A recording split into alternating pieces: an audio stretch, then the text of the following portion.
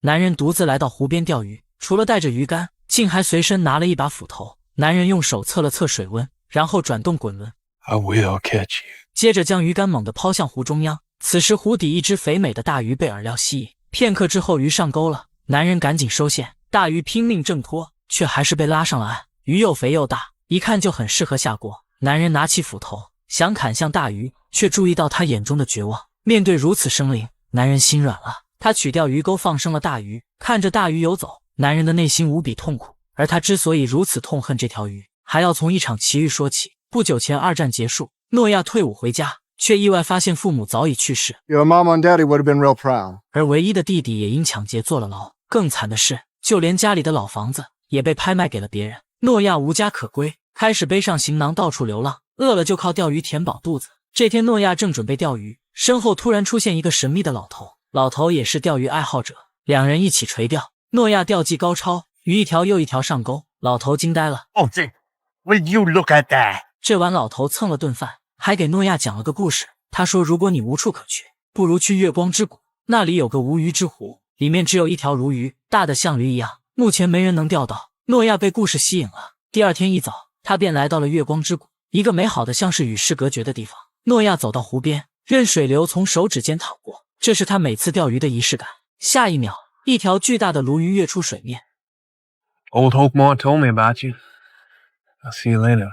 他接着往镇上走去，路过农场时，远远看见一个窈窕的身影正在晒衣服，而这个身影也将成为拯救他一生的人。诺亚走到商店，引起了警长的注意。他问诺亚从哪来的，诺亚如实交代了自己的过去。得知他参加过二战，他的表情立刻严肃起来，然后尊敬地和诺亚握了握手。交谈后，警长得知诺亚靠钓鱼为生，便告诉他2周后这里要举行钓鱼比赛，冠军有20美元。诺亚表示自己会参加的。这时，一旁的村民听说诺亚会钓鱼，便和他打赌，如果能在日落前钓到6条鲶鱼，就给他6美分。尽管警长说这是不可能完成的任务，但诺亚还是答应了。之后，诺亚去商店采购物资，而之前看到的女人也在这时走进店里。诺亚不自觉被吸引了。店主说女人叫埃莉诺，是个寡妇。村民的孙子对诺亚很好奇，他是自闭症，从没说过话。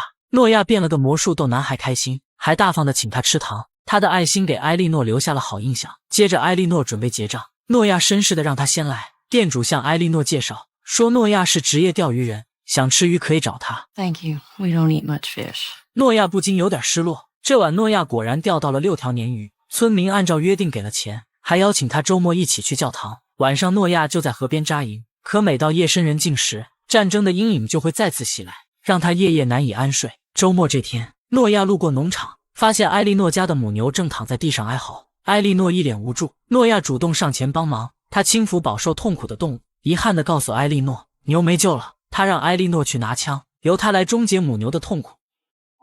之后，诺亚好心地给母牛挖了个坑。为了表达感谢，埃莉诺特地给他做了午餐。埃莉诺看着诺亚，他人很温柔，可眼神里却饱含忧郁。他知道那是战争的痕迹。他告诉诺亚，自己的亡夫也参加过二战。他忍不住问诺亚 What was it like? The war. Well, it's not something you can get out of your mind. There's no making sense of it either. Well, I guess a lot of things don't make sense. 诺亚被触动了。埃莉诺说的何尝不是他的痛苦。埋完母牛后，诺亚过来和埃莉诺告别，可埃莉诺热情地邀请他进屋。诺亚注意到埃莉诺的奶奶似乎正在闹脾气，原来她像小孩子一样想要吃巧克力。诺亚准备要走，埃莉诺却问他住哪。得知他竟然睡在野外后，埃莉诺有点心疼。他说自己在湖边有一个钓鱼小屋，让诺亚放心去住。随后他开车带诺亚来到湖边，这个老地方勾起了他的伤心事。 My husband shot himself here. 诺亚很惊讶，他以为男人死在了战场上。埃莉诺也不理解，为什么丈夫能从战争中幸存，却对抗不了自己的心魔。诺亚沉默了，他对男人的痛苦感同身受。小屋很简陋，却足够包容诺亚破碎的灵魂。在诺亚面前，埃莉诺感觉莫名的放松，她怀念地说起丈夫的往事，而诺亚就这样静静倾听。 I'm a chatterbox, aren't I? 临走前，诺亚跟埃莉诺道晚安，开口却还是礼貌地称呼她女士。 How old are you, Mr. Locke? I'm 28. Well, I'm just 4 years older, so don't call me ma'am. Yes, ma'am.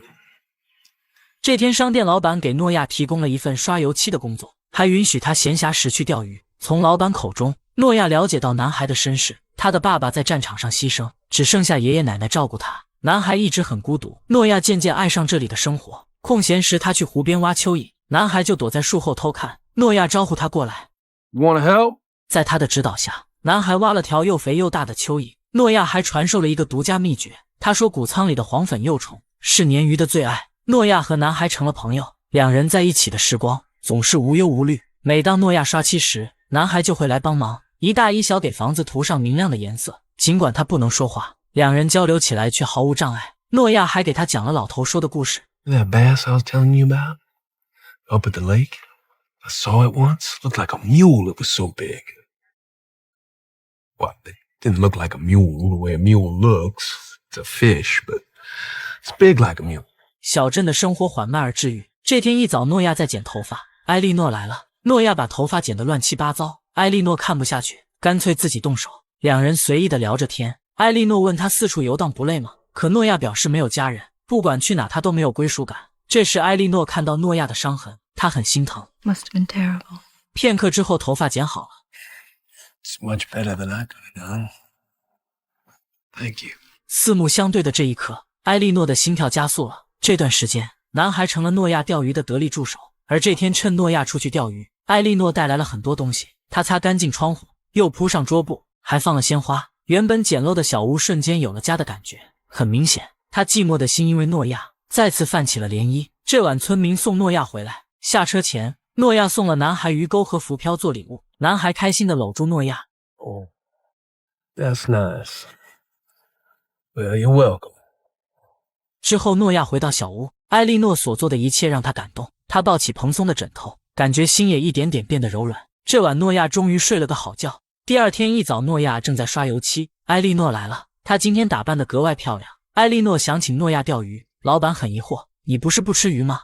Taste change. 埃莉诺让诺亚钓到鱼后就来自己家，他亲自下厨请大家吃饭。诺亚高兴地答应了。晚餐时，埃莉诺自然地坐在诺亚旁边，祈祷时还主动牵起他的手。随后奶奶又闹着吃巧克力，可让埃莉诺惊喜的是，诺亚提前买了2块巧克力，一块给男孩，一块给奶奶。饭桌上的气氛很愉快。埃莉诺问诺亚去了那么多地方，最喜欢哪里？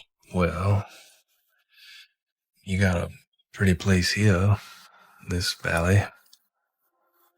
这晚，埃莉诺送众人离开，看向诺亚的时候，彼此眼神中的情谊浓到能拉丝。之后，她打开尘封已久的衣柜，衣服上还有丈夫的味道，可她知道是时候放下过去了。另一边，诺亚在小屋里走来走去，他同样为内心的感情而纠结。可最后，他鼓起勇气走向埃莉诺的小屋，看着远处的灯光，心里感觉暖暖的。可他刚想上前，灯就灭了，他只能原路返回。第二天，埃莉诺很早就来了，诺亚慌乱地穿上衣服，赶紧给他开门。埃莉诺带了早餐，还说昨晚很开心。 But it's you who made me happy. I'll fix that for you before I go. 埃莉诺伤心了，她恢复了之前的客套，转身就走。诺亚意识到自己说了蠢话，赶紧追上去。 I went by your house last night, but you had already headed for bed. I saw your light go out. Well, I turned my light out. What were you going to do if the light had been on? 诺亚走上前，深深吻了埃莉诺，这就是他想做的。埃莉诺羞涩的告别，又突然想起还没跟诺亚说早安。 Morning. 他俏皮的模样甜到了诺亚的 Good 心。 morning. 这天中午，埃莉诺带奶奶一起来了商店，但其实她是想见诺亚。奶奶特地买了块巧克力给诺亚。就在这时，村民突然找到诺亚，男孩不见了。很快，整个小镇的人都出动了，警长甚至拉来了2条警犬。可直到几小时后，诺亚才发现一个被挖开的蚯蚓窝。他瞬间猜到男孩可能去了湖边。诺亚赶去无鱼之湖，那里只有一根鱼竿，上面正是他送男孩的浮漂。他慌张的大喊，可下一秒，眼前的一幕让他心碎。诺亚冲向湖里抱起男孩，他冰凉的身体彻底击垮了诺亚。男孩就这样离开了。男孩的逝去让小镇陷入悲伤。诺亚很自责，他跟村民道歉，觉得都是因为自己说了鲈鱼的故事，男孩才会去那钓鱼。 It weren't your fault, no. Matthew had a good time knowing you. Been missing his daddy a lot, awful lot lately. You gave him something he didn't have. 男人的宽容反倒让诺亚更加愧疚。不久后，男孩下葬了。葬礼后，诺亚悄无声息地离开了。埃莉诺想去安慰诺亚，却发现他要走了。诺亚觉得自己不配再留在这。 All we can do is love people with a whole heart while we have the chance. And you love that boy well. 他向诺亚告白，从第一次见面，他就觉得他善良真诚，像是上天派来的天使。 We're hoping for a sign, aren't we? A sign that we have a purpose, that we're being guided towards it. Maybe you've been that sign for others. A sign for Matthew. I was hoping a sign for me. I'm nobody to count on. 诺亚心意已决，埃莉诺很失落。他反问诺亚：“难道不断流浪就能逃避痛苦和心碎吗？” Maybe if you keep walking, you'll find a valley where no one has ever suffered a broken heart. But I wager to say, that would be a loveless place. 几周后，小镇举办了钓鱼比赛，男人一连拿了6届冠军。他本想会大家吹得很牛的诺亚，但诺亚根本没来。他重新修葺了小屋，然后拿着斧子来到湖边，他要为男孩报仇。可等钓上鱼后，诺亚又心软了。鱼又有什么错呢？比赛结束后，埃莉诺来找诺亚，却只找到一张纸条。 If I trusted, even for a moment, in those signs you believe in, I would have tried to be one for you. 另一边，诺亚坐上离开的大巴，他又要去流浪了。巧的是，六冠王也在车上。他说本想会诺亚，却没想到在这遇到他。接着，六冠王向往的说起，曾听一个老头讲，这里的湖有一条巨大的鲈鱼。诺亚很惊讶，他说正是老头的指引，自己才会来到这里。可六冠王却告诉他，老头5年前就死了。诺亚不敢相信，老头到底是鬼魂还是幻觉？但突然间他想通了，老头就是埃莉诺所说的上天的暗示。诺亚赶紧跳下车往回跑，他终于明白了，每个人的生命都会经历痛苦，但总是逃避痛苦，也就错过了幸福。在远处的农场上，诺亚又看到那个熟悉的身影，他现在终于确定，这里有他一生的幸福。